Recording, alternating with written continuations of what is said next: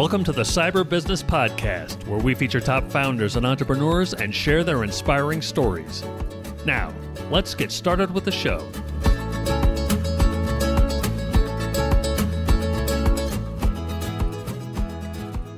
Matthew Connor here, host of the Cyber Business Podcast. And today we've got a very special guest, Kyle Draisey, CISO and head of cybersecurity at Sagent. Kyle, welcome to the show. Thanks, Matt. I'm really happy to be here. It's a beautiful morning here in Virginia, as you know. I'm a little bit farther I-66 than you are, more out towards the country, but happy to be here. Happy to talk a little bit about cyber and anything else where this conversation may take us. Looking forward to it. Me too. And you know what? They've done great work on I-66. They should be commended. They took it from the world's worst road to one of the best. That is something. I mean, there is something like I live sort of out when you get past the Bull Run Mountains and you start getting out to the Blue Ridge. Yeah. So there's something nice about the fact that, you know, I'm gonna have to pay for it, but I can get from my house to Tyson's Corner in under an hour now. Yeah. Or, you know, not too long ago, that might have been a 3.5 hour slug through traffic where, you know, you're praying to every god under the pantheon of humanity to get you moving. So true. Well, we thank them for doing such great work on 66. But not here to talk about traffic. That's right. Talk about traffic. Maybe network. All right. Now, before we get too far into a quick word from our sponsors, this episode is brought to you by cyberlynx.com. That's cyberlynx.com. Do you know if a hacker's in your system? Most people and most companies don't until it's too late and the hacker's already done damage. A hacker's job is to bypass your security, so companies need a way of knowing when someone's gotten past theirs. That's where CyberLynx comes in. We've partnered with the best cybersecurity companies in the world to be able to provide our clients with the best solutions at the best prices. So whether it's managed SIM, SOC, EDR, MDR, XDR, you name it, we'll help you find the best solution at the best price. Find out more at cyberlynx.com. That's cyberlynx.com. And now back to our show, Kyle. So for those who aren't familiar, can you tell us about Sagent and your role there as CISO? Yeah, no, I'd love to. So I am the CISO of a wonderful company called Sagent. So Sagent is one of the leading fintech companies in mortgage services. So anytime you take out a mortgage, you take out a loan, it's got to be serviced, right? It's got to go through the banks, it's got to go through the lenders, it's got to go through you, the customer. How do we make sure that when you make that payment on your car, your boat, your house, your vacation property in Switzerland, whatever, right? How do we make sure that that money is leaving from your account and then hitting your principal balance, and then everyone gets their little piece of the pie? That's kind of where this stuff comes into. So generally speaking, within our business, there's kind of a Coke Pepsi dynamic. We're Pepsi, so we do about 40% of all mortgage servicing in North America. So we're doing roughly $2.5 trillion a year in moving money. So it's a pretty big deal. Historically, we were part of a very large company that a lot of people know called Fiserv. And Fiserv made the decision to actually cut Sagent loose as a separate entity, but remaining as a large investor within Sagent. So we went from being part of Fiserv to sort of being spun off into our own company a couple of years ago. Then Warburg Pincus, the large private equity group that most people that follow finance know about, Warburg Pincus got involved, and then we became a joint venture between Fiserv and Warburg Pincus. And then the Mr. Cooper Group, which is an extremely large mortgage provider, got involved. And then recently, about 6-7 weeks ago, Rocket, it was like Rocket Mortgage, Rocket Money, they bought out Mr. Cooper. So now they're part of the joint venture. Wow. So it's kind of exciting. And one of the things that we're really trying to do is revolutionize mortgage and loan servicing. So as most people know, financial services, they don't feel real comfortable with additional risk, right? We're talking real money. So a lot of times, you know, they find something that works and they secure it as best as they possibly can at that time. And if it works, they don't want to change it, even if something newer comes around, until they have no other real choice. We've kind of found this, you know, halcyon time in the industry where everybody needs to do more. an upgrade from, traditional on-prem mainframe type solutions to things that are more cloud-based, not only for efficiency, there's a reason why, your mortgage, you don't really get penalized until it doesn't hit till the end of the month, right? Right? That's because it takes that long to hit your principal. So we are currently developing a SaaS-based solution that will not only be able to cut down on the servicing lifecycle timeline, down into like a day from a month, Nice. but it'll be able to bring significant savings not only to the consumer, but the providers, the lenders, the servicers, everyone. And we've made it a one-stop comprehensive shop for all of those different things, whether you are a mortgage provider, a bank, a lender, the consumer itself, you're a lawyer. We've got all the different little modules where you can go in that involves any type of thing around loan, bankruptcy, defaults, mortgages, etc. So you can come and use this. So it's a very exciting time for us. And they brought me in because obviously data security is our number one corporate threat. You know, we're in financial services. There's lots and lots of different threats that are out there that target financial services, both criminal organizations and nation state affiliated advanced persistent threat groups. And so I got a call. I've been CISO here for about a month. So obviously I'm an expert on the entirety of the mortgage industry. I've never worked in the mortgage industry prior to this. I have a military and intelligence community background, but I did take I took about 18 months off from that. This is probably 7, 8 years ago to go help red team banks for like Swift assessments and do some MSSP kind of stuff and like threat intel associated with like Big Five. So that was kind of fun. So I'm not completely, I've spent a lot of time going to the seventh floor and talking to C-suite executives within the intelligence community or the Pentagon. And I've also spent some time doing that with, Big Five banks and insurance companies and doing logical and physical pen tests within those, leading those efforts. I did a physical pen test once and walked my way into the boardroom of one of the largest insurance companies. And then they asked me how I did that, and I walked them through. I just walked right in. Yeah, basically. Yeah. Started chatting and people just magically kind of showed me where to go.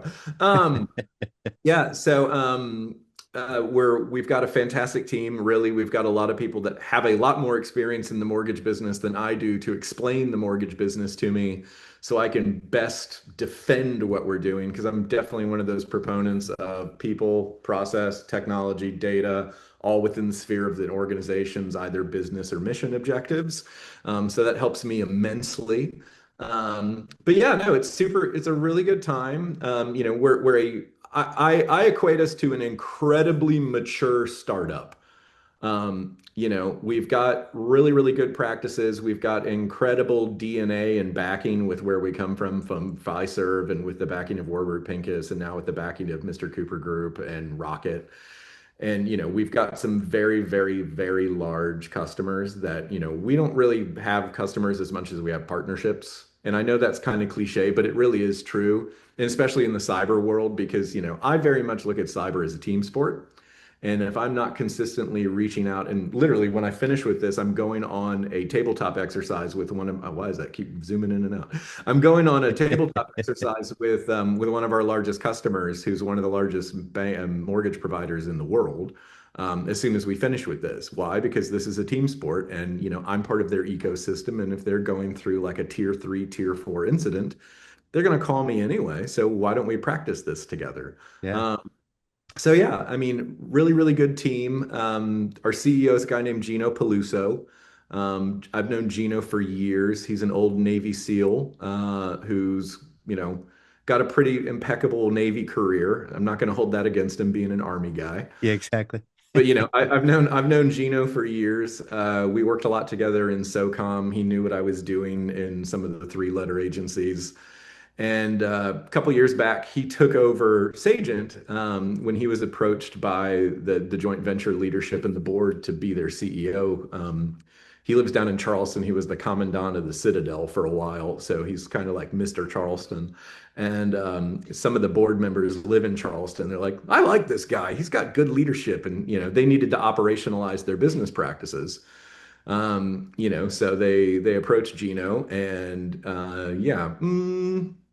maybe 2, 3 months ago, Gino approached me and was like, "Hey, we're getting really, really big, really, really quick, and we've got a good team, we've got really good foundations, we're doing really well on the compliance and governance side." But I know enough to know that that doesn't protect you when someone big and bad actually wants to hurt you, because the threats are always several years ahead of whatever NIST or ISO or whatever, put down.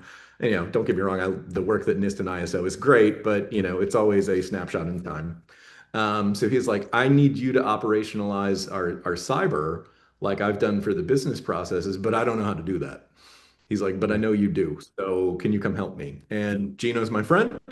And, I know what kind of leadership ethos and sort of culture that he's bringing any place where he is, where he's, running the show essentially. So I couldn't say no.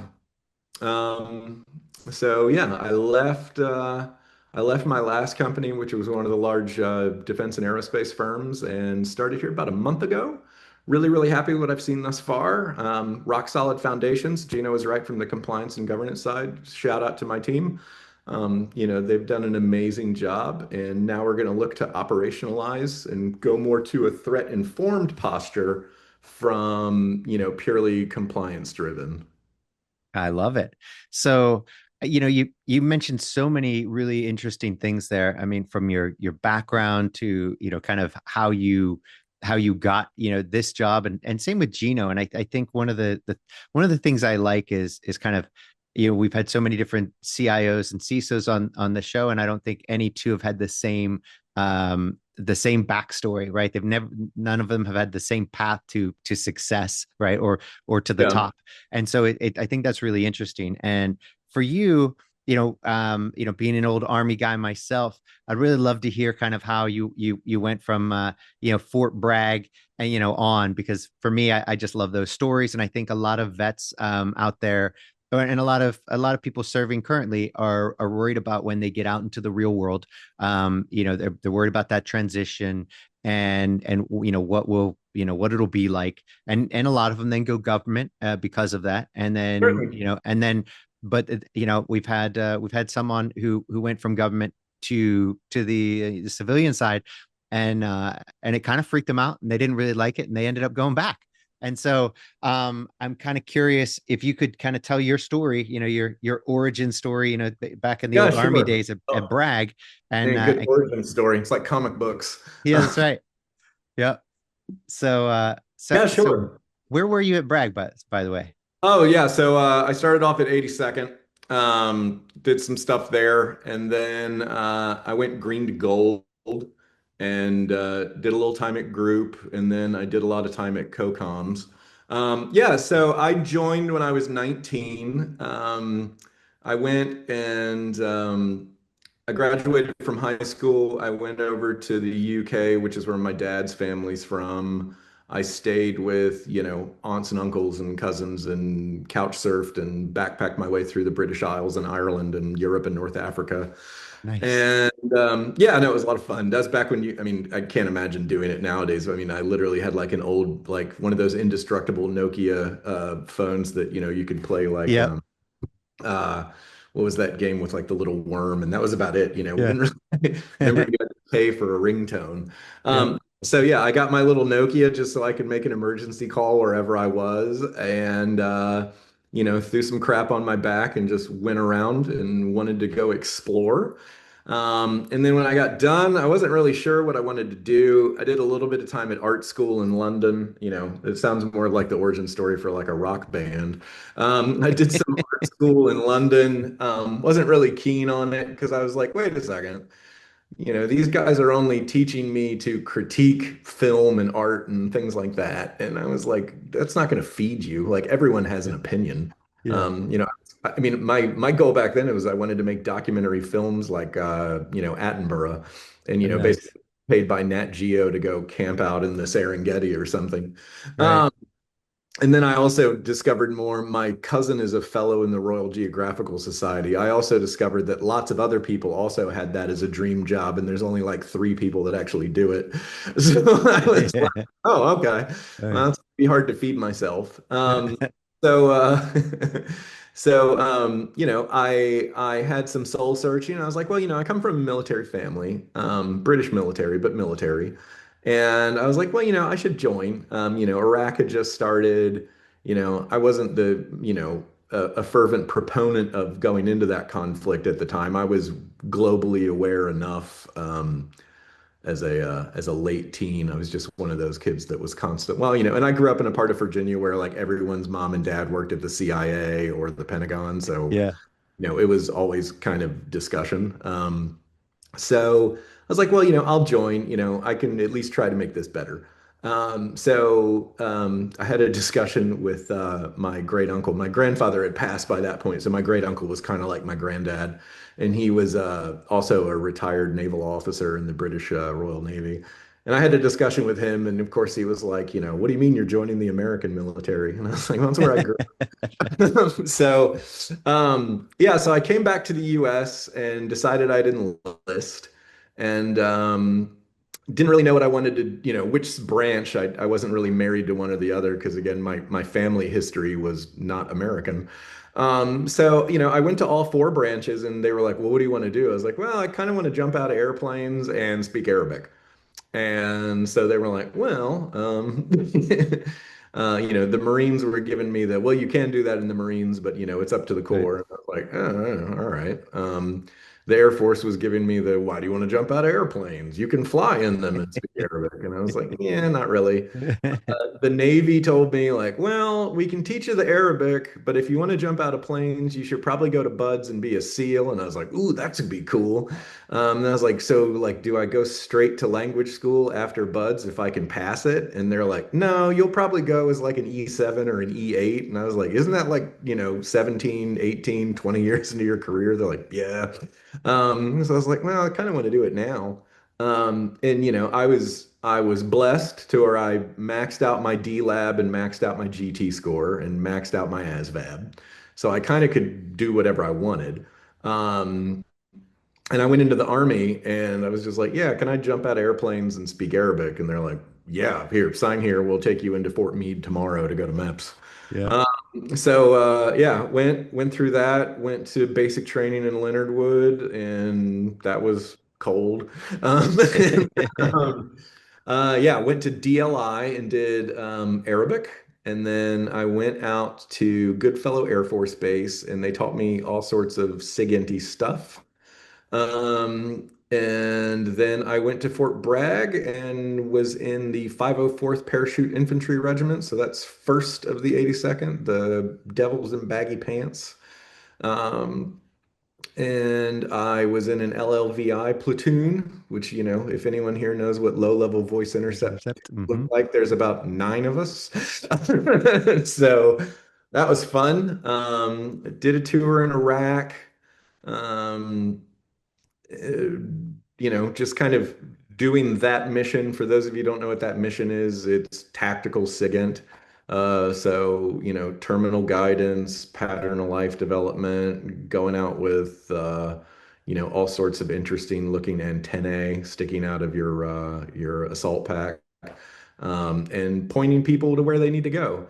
And while I was doing that, I got to work with the Australian Army a lot. Basically, I got seconded to them for several months and got to work with a bunch of their units, which was really cool. Worked with CJ Soda for crap ton, worked in a bunch of the task forces.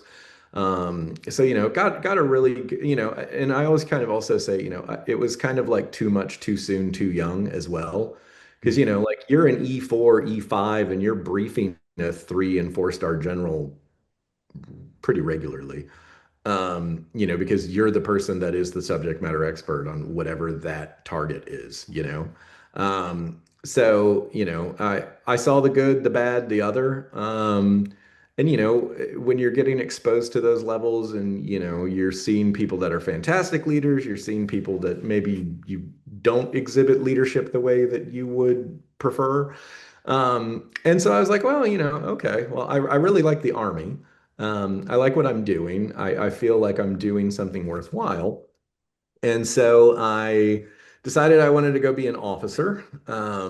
So, it was kind of one of those like you get to that point in your career where it's, all right, you've done this for a couple of years. Do you want to go to selection? And not just 18 series, but like, in Intel, obviously, there's a bunch of special missions units that also you can go to. And it was like, do you want to go do that? Do you want to be a warrant or do you want to go and do like a green to gold or something? So like I kind of hit that time in my career. I decided green to gold because I was like, well, part of the reason I joined the military too is some of the other stuff I wanted to study wasn't available in Virginia. So, this will pay for college. Did green to gold, went out to Texas, did it there, had a great time. And then when I got commissioned, President Obama was drawing down on active duty numbers. So I was like, well, shoot, I could go back home. I was married at the time, and we were looking to start a family. And I kind of decided, well, I can go back home to where I grew up, and I can go join as a civilian, one of the three-letter agencies, or I could go in as a contractor. Either way, get your foot in the door. It'll give me a little bit more stability and I can still serve in the reserves because, other than the guard, the reserves, you've got to have the exact same standards as active duty as far as your professional military education and all the other things you do. Because, the whole point of the reserves is you fill gaps into the regular army. So I took advantage of that. I was supporting some stuff for the chairman of the Joint Chiefs and on the Middle East desk, and ISIS started becoming a thing. And I was writing about them because I remember them from the good old days back in Iraq. But Putin had just invaded Crimea, so no one was really paying any attention to what was going on. And then there was that incident with the Jordanian fighter pilot that was all over the news. And I was reporting on that. And then, like, after that happened, I had all sorts of constellations come up to my desk. So that kind of helped me make my name in that. And the company I was with at the time offered to make me a program manager, sort of teach me the contracting business. So I took advantage of that. Ever since then on the contracting side and just in overall security, I mean, it's the exact same thing you get within the military is when you get an opportunity that's presented to you, take advantage of it. I don't want to say carpe diem because that's cliche, but essentially, take the hard stuff that a lot of people don't want to do, and just make sure you do it well. And, I've found within my experience that as you do that, you get more opportunities to shine. And, the limit is it's just the limit that you put on yourself. Um, so I've been blessed to work with a lot of people that gave me opportunities, but I still had to put the work in. Yeah. So, and even in my current role, I kind of just look at that as yet another one. But yeah, I mean, it's just been a constant sort of narrative of Kyle's in the right place at the right time, and something really, really hard comes up that no one else wants to touch. And I say, give it to me, I'll see what I can do. Yeah. And, my last role, the joke was like I was kind of like the end of the flow chart where it was like, if there's not something that NIST or ISO or, whomever wrote down, go get Kyle, he'll figure it out. And, I think that helps me a lot as a CISO because, you can't wrap yourself in a NIST or ISO or PCI DSS or SOC 2 report blanket, right? Yeah.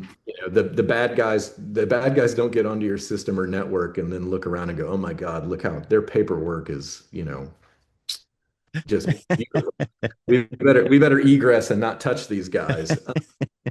But yeah, I mean, that's kind of been my story within my service and post-service. I had to take a medical retirement. I had to get a spinal fusion and some screws into my elbow. Um, and then when that happened, I didn't really want to just be a J-Pass jockey, Yeah. sitting around in a desk for the rest of my career. But yeah, I mean, it's basically just been that. hey, Kyle, here's something that's really, really hard or it's really, really new, and we don't really have a framework for it. Can you walk around and kick the tires and, try to break it and see what this thing can really do? And just taking advantage of that. That's kind of been what I've done, and that's been the story of my career. And honestly, we're kind of bringing that to what we're doing at Sagent. My team, we've got a great SOC chief named Mike. I've got a great DevSecOps lead named Russ. I've got a great GRC guy named David. They're all doing great work. And from a foundational point of view, like that's exactly the kind of stuff you want, right? You got security operations, you got secure engineering, you've got your governance risk compliance. But I need more. And I want security architectures. I want offensive security. I want more threat intelligence led things. All these sorts of things. So that's what we're going to build. Because I've seen in the real world where those types of capabilities enhance your resiliency and ensure that when you do have an event, the time to detect, the time to respond, the time to remediate, those all go down. Because that preparation cycle in the incident response life cycle, it's just like in the military when you're doing MDMP or mission planning or doing COA analysis, like that preparation time is where you are successful or not successful before you get on the OBJ.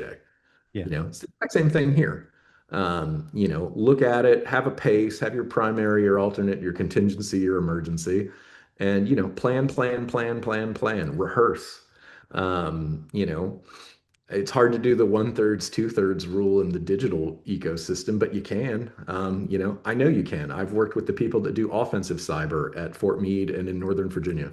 Guess how you do that? Through planning. Gone are the days where someone just wrote some fancy looking script and was like, well, let's figure out one day how to throw this out at an adversary. That's not how it works. There's still some people around that think that way, but that's all right too. But yeah, that's kind of how I got here. And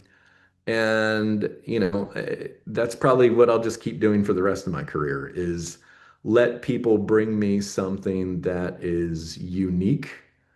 Um, and let me see if I can figure it out. Because like that's what gets me out of bed in the morning.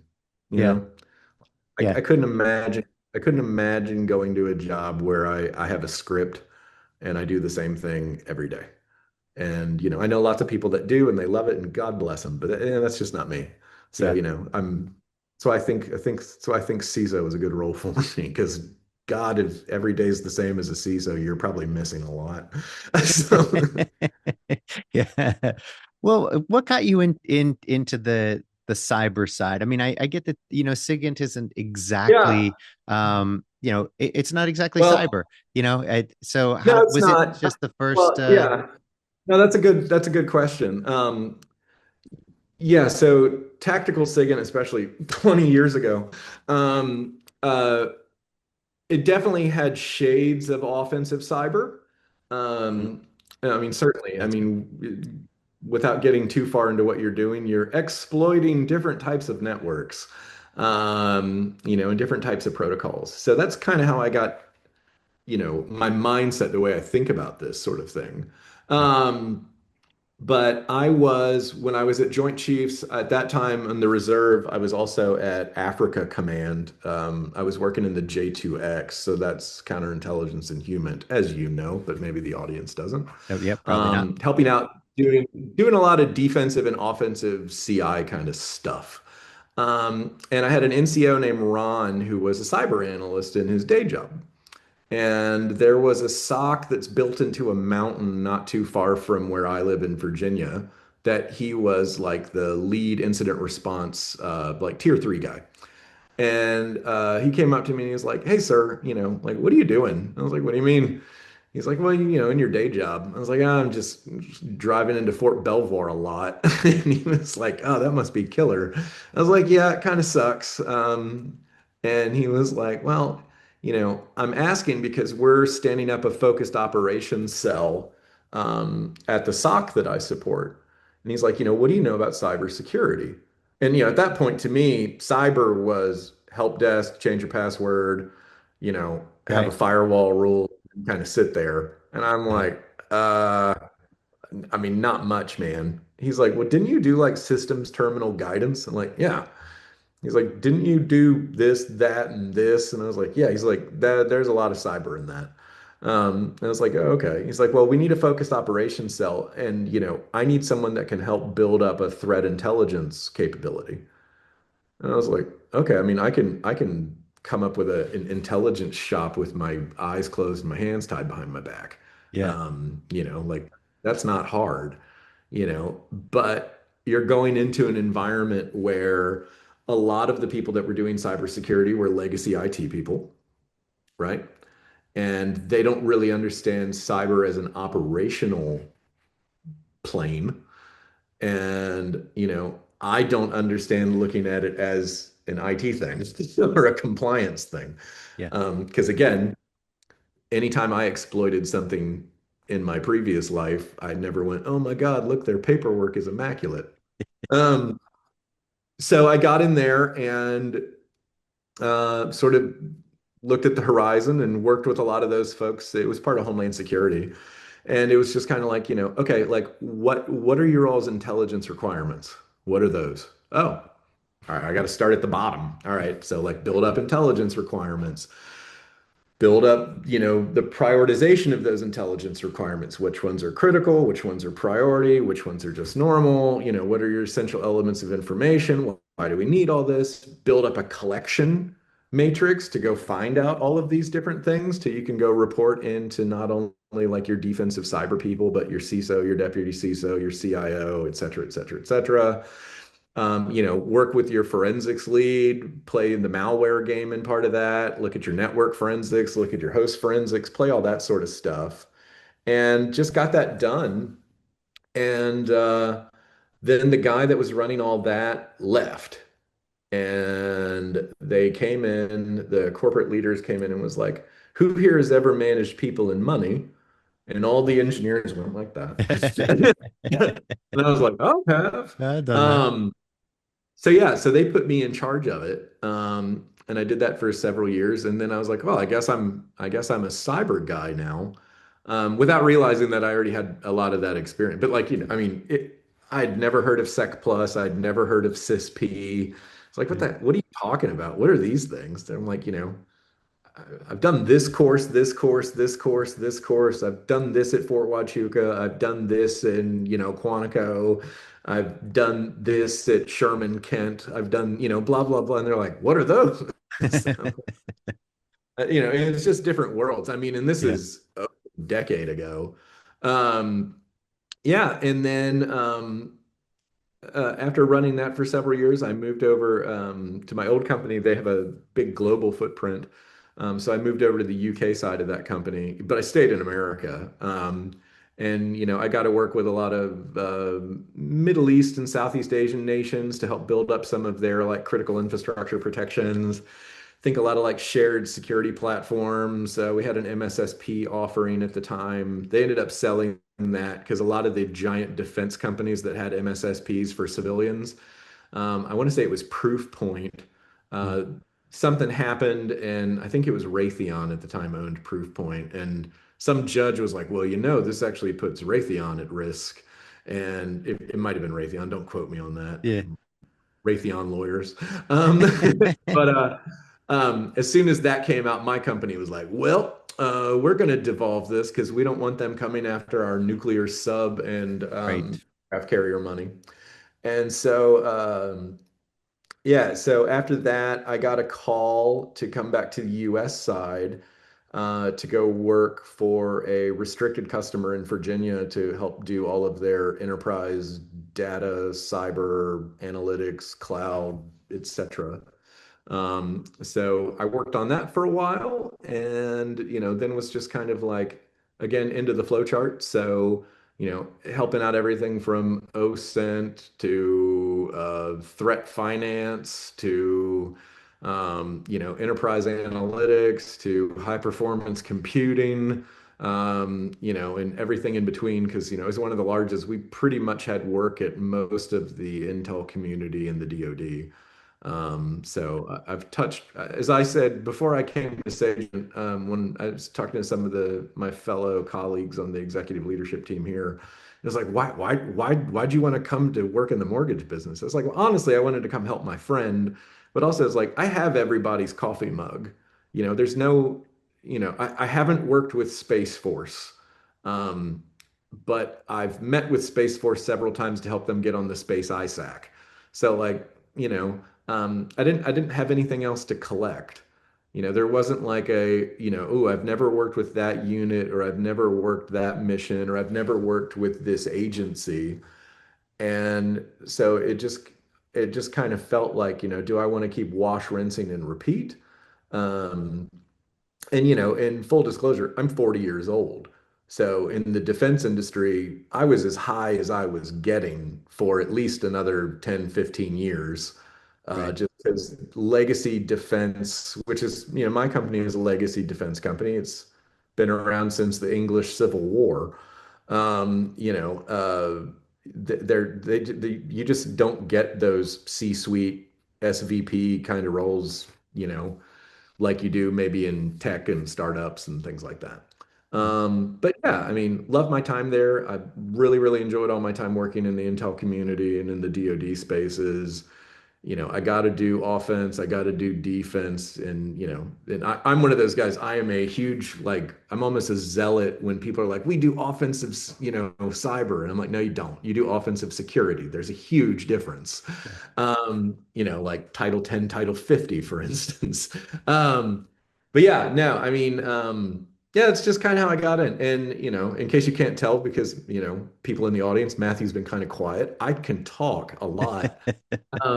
And so in cyber, that's been beneficial for me because, kind of similar to taking on roles that people thought were too exquisite or too challenging or too whatever. I'm more than happy when people are like, Kyle, do you want to come and talk about something? So, I've done panels at everything from synthetic, modeling and wargaming for cyber warfare to, I've done classified closed panels on hunt forward operations up at Fort Meade. Done, yeah, spoken at RSA, and again, it was just someone gave me the opportunity. Hey, Kyle, would you want to talk? Yeah, sure. About what? I don't Yeah. care. French Open's on. Let's talk about tennis. I like that dynamic. Yeah. Um, but yeah, and that's it's doing well now. I'm meeting with all my fellow CISOs, both within sort of our corporate partner ecosystem as far as our vendors and our major customers.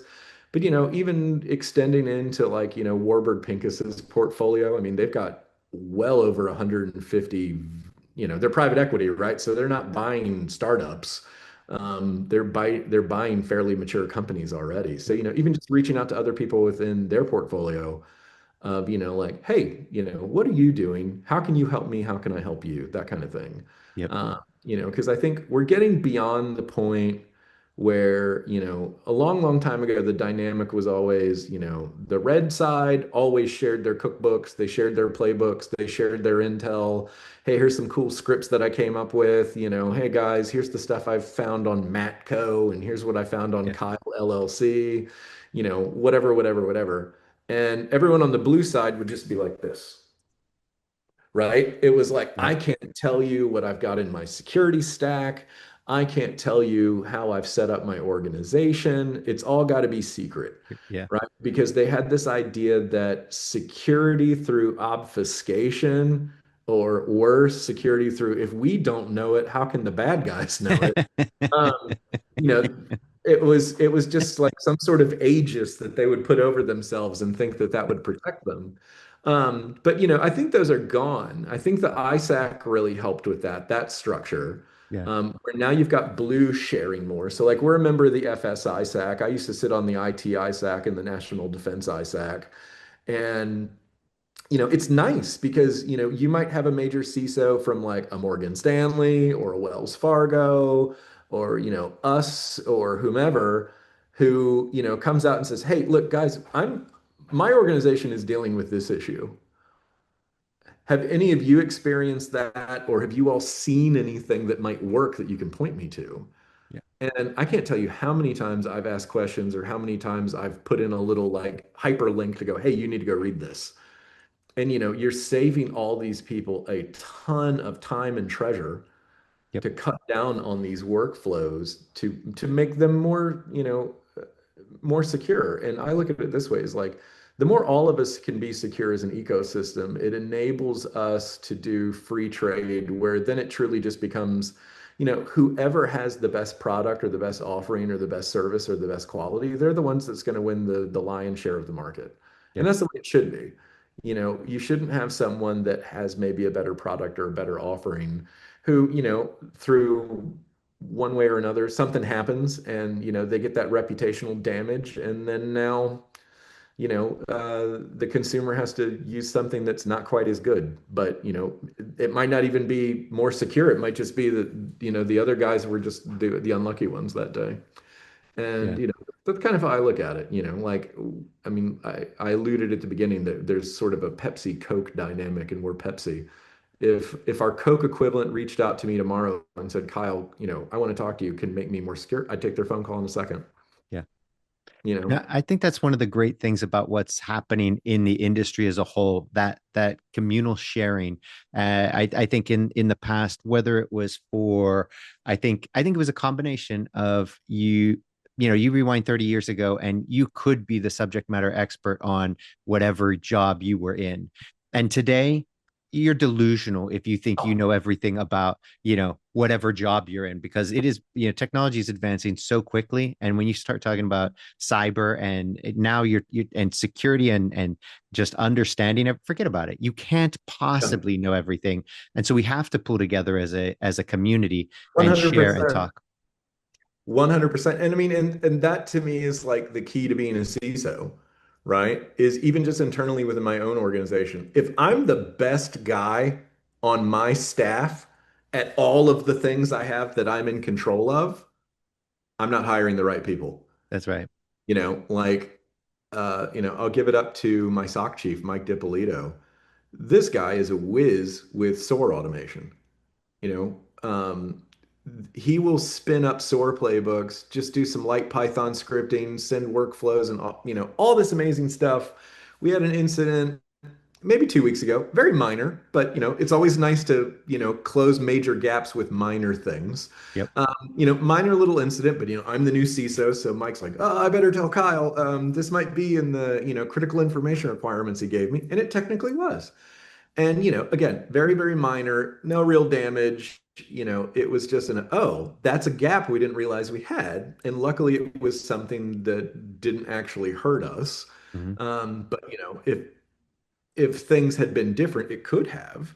Yep. And, I'll tell you this, I am in a company that's got almost 1,000 people spread all over North America and India, and we serve almost 50 very, very, very large customers, and we process over $2 trillion a year. So, like, we've got a lot of stuff. And we're not small, but we're not, enormous either. But I've been to places that are much larger, and I've been to some places that are much smaller. Within 20 minutes of that alert, we had every single logical control to mitigate any future recurrence in place. We had Nice. SOAR workflows in place. No, here's the best part. We had our HR and legal policies updated as well Nice. within 20 minutes. That's unheard of. you That's know. fantastic. But again, it's being able to have that proactive approach Yep. where he can go directly to me, VFR, and go, hey, Kyle, here's what's going on. Here's what I'm doing. Do you have any additional input? I'm like, no, keep charging forward, do what you're doing, keep me abreast if you come across anything else. Yep. Make sure you're doing your due diligence. Don't look at this as just what you see. Dig a little deeper, right? Mhm. And I said, cool. I'm going to go talk to our head of HR and our chief legal officer, and I'm going to make sure this gets fixed. And Nice. sure enough, that's exactly what happened. I called the CEO, and Gino was like, what's going on? I was like, not a big deal. Had an incident. He's like, everything okay? I'm like, it's already fixed. He's like, well, yeah, get with him. Like, already got with him. He's Yeah. like, oh, he's like, yeah, no, it's fixed. It's not just fixed on our end. And That's it's right. and that's what, one of the things that really attracted me taking this role, other than, having that experience already with Gino and knowing our personal and professional dynamic was, the board and all the joint venture partners decided like, the CISO needs to be its own thing. Um, can't be underneath the CTO, can't be underneath the CIO. Really, the only places I've ever seen a CISO work most effective were direct to the CEO or a COO. Yeah. CFO might work too. But you can't have that filter with other tech leadership that you would have to go through because it's conflicts of interest. And I think that little vignette I gave you was pretty indicative of that because I can go VFR direct to the head of HR to our chief legal officer as a peer Yep. without having to go through any type of filter to get things done quick, fast, and efficiently. Yeah. And a lot of companies you're seeing, oh, I forget what it was. A Wall Street Journal came out a couple months ago, and I think they were saying, within Fortune 500, about 80% of them have made the switch to where CISO is now like directly reporting to a CEO or a COO. But there's still a lot that aren't. And I've also seen that within financial services where, again, financial services, they're risk averse. So change is difficult for them because they want to keep with what they've always had until they can't anymore. And then when it's kind of like the military, right? When they have a problem and they need a fix, they really fix it. Yeah. Pretty similar. But you lose so much having those extra steps. And it's so much harder to horizontally integrate good security and cyber best practices into every vertical of your business because that's really what you have to do, Mhm. right? Yep. Is if you want to have that comprehensive, holistic kind of cyber savvy and culture baked into your company, you've got to have that horizontal integration. And, Yeah. just like you should, within your network itself, right? Yep. I should never be asked for a security architecture review of an architecture that's actually already been built. Yeah. Like you call me in when we're still in the whiteboarding phase, and I'll Yeah. send my person and we'll help you bake it in from the beginning. Yep. And yeah, so like it's just, I love having that opportunity to build that here. That's Because, great. not everyone has that chance. And the fact that I get to build it out across not only our own organization, but all of our partners in our larger ecosystem, it's a lot of fun, honestly. Yeah. I mean, you're kind of creating like a cyber coalition. Yeah. And, I want us to be able to all back each other up and help each other when one of us has a bad day. Yep. Um, you know, so yeah. Yeah, that's the way to do it. And I know you're only a month in, and I hope that as you get down the road and you start doing some really cool stuff, that you come back on the show, tell us share some of Yeah, the I'd love to fun give you an things that you've update. done, the cool things, the lessons learned, the cool implementation, because there's still a ton of stuff I'd like to talk to you about, but we'd go all day, and we I think it would better for another episode. So I think I'd love to have you come back on. It'd be great. So as you get your bearings and get down the road a little bit, that please come back on. But Yeah, no, before, I'd love to, Matt. yeah, that'd be awesome. Before we go, can you tell everybody where they can find out more about you and more about Sagent? Yeah, so I'm on LinkedIn, as is everyone. Kyle Draisey. Go find me. I've got lots and lots of people that are connected there. Lots of salespeople, but lots of practitioners as well. So come find me, come look. We've got a lot of really cool things that we're doing right now. We're building out our offensive security practice. We're building out a security architecture practice. I'm always looking to add really good quality men and women to my AppSec team, to my GRC team, to my threat analysts, to my security engineers. And again, cyber is a team sport. I work with a lot of other companies that are doing the same. So, if you guys want to reach out and start having a conversation about who you are and what you do and what kind of skills and abilities you bring to the party, reach out and find me. In Sagent, go to sagent.com. Check us out, especially if you're interested in the financial services sector. Learn a little bit about us and some of the other technology companies and that we deal with, as well as roles that we play. We're also growing very, very large. And most of us are fully remote. Some of us work in Dallas, but most of us are fully remote. But yeah, come find me. I've still got a toe in the water back on the national security side. I still have some friends on the tier one side that I help out with phone calls and coffee. So if you're interested in that, you can reach out to me too. And if you've got a background in that, I can point you to people that are doing God's work. So with that, back to you, Matthew. I appreciate the opportunity to come on and talk. It was an absolute pleasure. And until next time, Kyle, thanks. Pleasure. Thanks for listening to the Cyber Business Podcast. We'll see you again next time, and be sure to click subscribe to get future episodes.